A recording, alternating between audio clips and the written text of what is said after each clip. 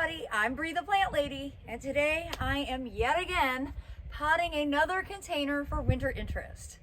But today I'm going to do something a little bit different.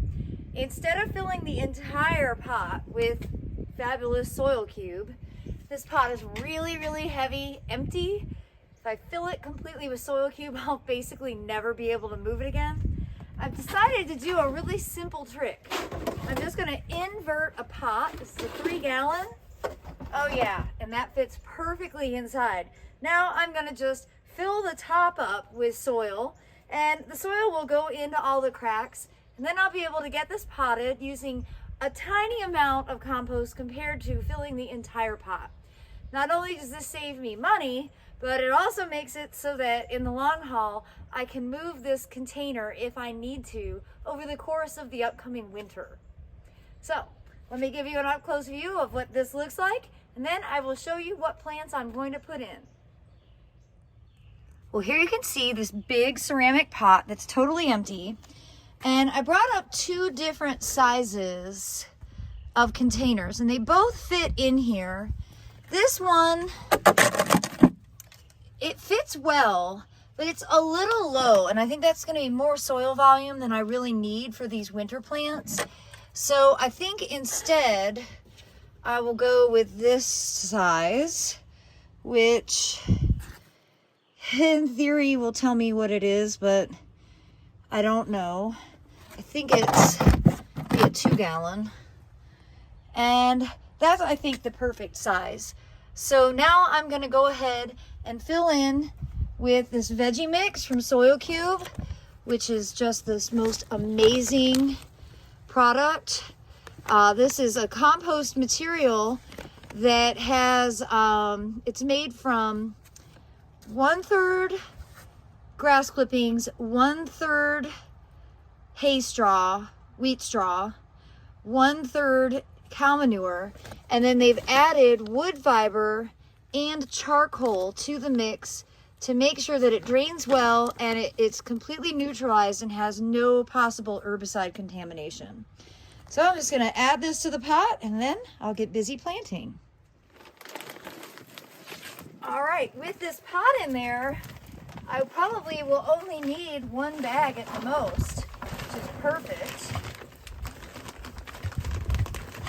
Everything wants to be planted in this. She may not even need a full bag.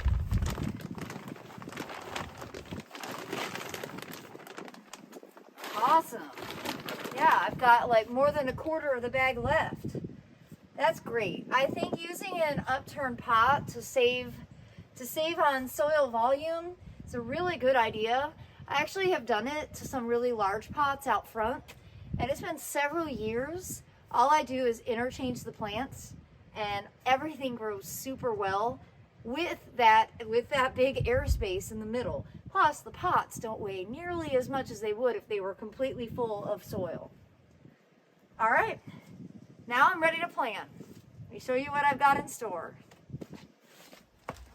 Well, one of the key things with container gardening is figuring out what the orientation of the plants should be, and figuring out, which way is it facing. So in this case, this plant is sort of right on the corner, and instead of having it straight on, I think I should actually orient this so that you're viewing it more from like your view, where the camera is. And what I have here are just a couple different colors of violas. Violas, not pansies. Violas last the entire winter and are just much more reliable. I also have a beautiful snapdragon that will basically just persist through the entire winter, and it'll look really good in the spring. It won't really flower all winter, but it won't die either.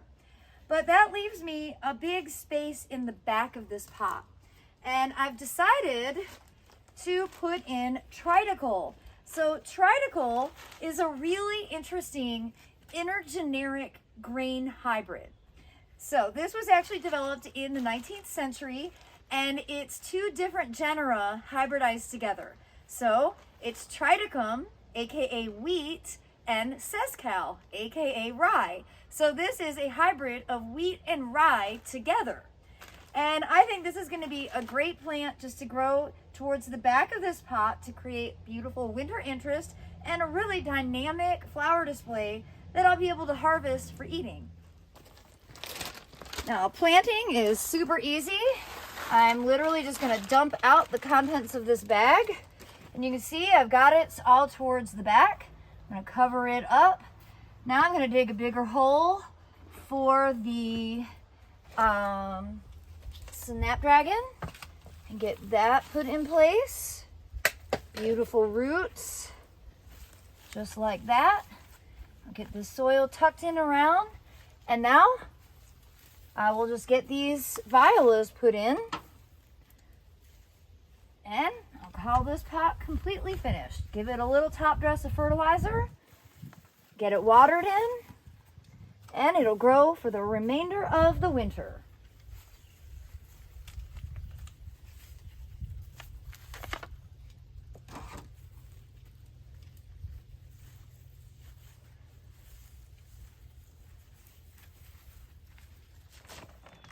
Well, the fertilizer that I like to apply is this Dr. Earth, and it's just a really great product. I use it year-round. What I like about it is that it's a 4:6:3 NPK ratio. So it's a lower nitrogen rate, higher phosphorus, lower potassium. And particularly for winter season, you really don't need to have a fertilizer with a high N ratio because you don't want the plants to be growing lots of tender new growth as your temperatures are up and down around freezing. That'll actually cause all that new growth to die back. So I really like this product. It doesn't smell bad. It's pretty equivalent to like a plant tone. And it's available everywhere. It's very inexpensive. Really glad that this brand exists because I've become quite reliant on it. And you really don't need a lot at this time of year, but just want to make sure that this pot has everything it needs to thrive, because other than keeping it watered, I'm pretty much not going to do anything else to this container for the rest of the season. Well, I hope you'll be inspired to create some beautiful winter interest planters for yourself. Remember, grains are really easy to grow just from a seed packet, and they'll provide you awesome winter interest for all the months to come. And be sure to give me a like, share with your friends, and subscribe to the Bree the Plant Lady YouTube channel for more practical gardening advice right here from my Zone 7 Central North Carolina garden. Thanks so much for watching, everybody.